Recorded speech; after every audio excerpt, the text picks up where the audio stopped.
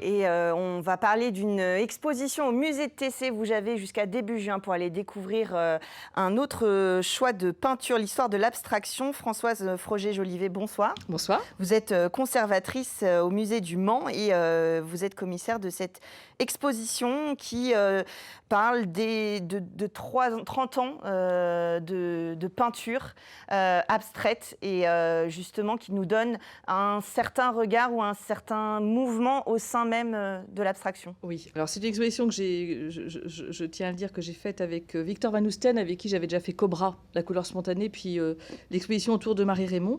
Et en fait, suite à l'exposition avec Marie Reymond, où on parlait de l'abstraction lyrique des années 45 jusqu'à la fin des années 50, en fait, on a décidé de faire la suite de manière un peu ambitieuse, parce que cette histoire de l'art n'a pas vraiment encore été écrite.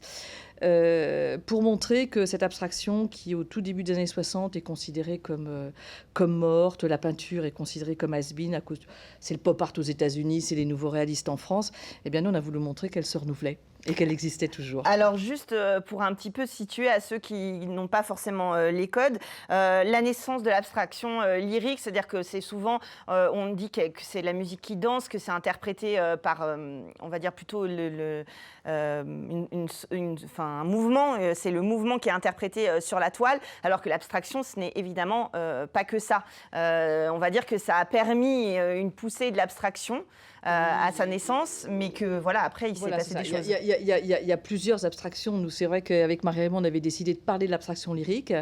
Il y avait aussi l'abstraction géométrique de manière concomitante. Donc il y a plusieurs abstractions. Nous, on est resté plutôt sur l'abstraction lyrique, voilà, pour montrer que cette abstraction se réinventait en France pendant 3 décennies. Alors avec quand même la thématique, je ne sais pas, mais l'idée du geste qui est très prégnant chez ces artistes. Alors, on pense évidemment à Soulages, qui est l'un des plus connus, mais il y a cette notion de geste qui n'est pas réservée justement aux autres techniques et qui peut aussi être liée à l'abstraction largement. Complètement. Alors, c'est pour ça qu'on commence par 62, parce que c'est la Biennale de Venise, et donc c'est encore cette abstraction lyrique un peu des années 50, où vraiment on a des grands gestes, une spontanéité énorme. Et on a voulu montrer qu'après, même les artistes abstraits lyriques d'après-guerre se réinventaient, et donc, mais avec un geste beaucoup plus maîtrisé, beaucoup plus médité. On va aller vraiment vers une peinture qui ne se veut pas l'expression d'un sentiment, d'une émotion, même de manière abstraite, hein, mais qui s'interroge aussi sur qu'est-ce que c'est qu'un geste, qu'est-ce que c'est qu'un signe, quelle est la place de la couleur dans cette peinture abstraite. Voilà. Et de la toile dans l'art aussi. Et de la toile dans l'art, puisqu'on va avoir à un moment donné, par exemple, support-surface, où on va s'occuper du tableau, mais en détaillant tous ces éléments constitutifs. Et c'est pour ça qu'au départ, on n'avait pas prévu du tout d'aller vers les années 80, mais en fait, on s'est aperçu qu'il y avait ce retour au tableau dès la fin des années 70, on voulait montrer comment ces artistes, effectivement, intervenaient à ce moment-là. Comment il y a 48 artistes qui sont exposés. Qu'est-ce qu'on va voir? Comment vous avez sélectionné? Qu'est-ce que vous nous donnez à voir dans cette exposition? Alors, c'était difficile. C'était difficile parce qu'au début, on avait une liste de 80 artistes. Après, il a fallu faire un choix. Donc, il y a forcément un côté subjectif. Il y a aussi des artistes qui sont complètement incontournables, hein. Support Surface, par exemple, c'est le cas de Claude Viala. On a réussi à avoir 2 John Mitchell, et on est vraiment ravis parce que c'était pas du tout une partie gagnée.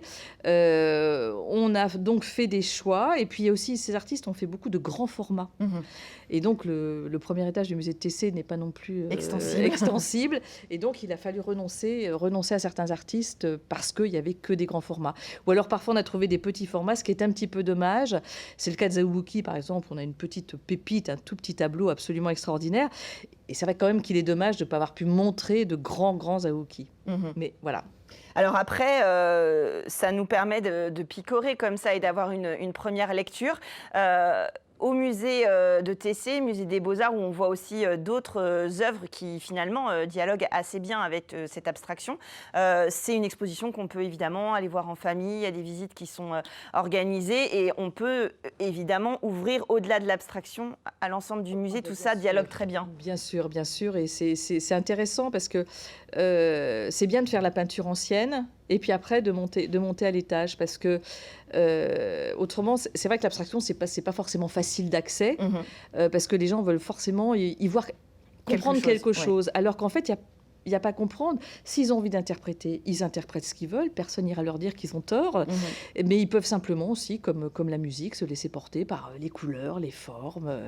Voilà. Et je trouve que c'est vraiment une exposition qui se voit en famille. Elle est suffisamment variée pour que, moi, je me suis aperçue au cours des visites, pour que chacun y trouve son compte. Oui, c'est ça.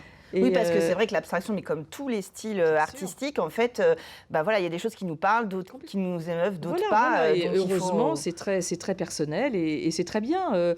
Moi, j'ai des lycéens qui ont aimé beaucoup une trace noire de Gotex, alors que souvent le public adulte trouve que pourquoi on a fait ça etc. Et en famille, parce qu'on a fait aussi, grâce à ma collègue Fabienne, on a fait des mémories, on a fait des dominos, on a fait des jeux de cette famille. Donc en fait, les parents peuvent venir aussi voir l'exposition et jouer avec les enfants. Ah oui, et puis ça fait parler. C'est vrai que cette abstraction, ces questions qu'on peut se poser devant ces œuvres, c'est bien de les partager avec les plus jeunes. Et des fois, c'est les plus jeunes qui ouvrent l'esprit des plus grands. Oui, il y en a qui sont très spontanés, donc qui peuvent dire on dirait du gribouillis, ou alors ils sont, comme ils se posent pas forcément, les plus jeunes, la question de qu'est-ce que ça veut dire. Il y a des réactions plus pas de filtre aussi, et pas forcément beaucoup de connaissances, mais un accès plus direct peut-être à l'art.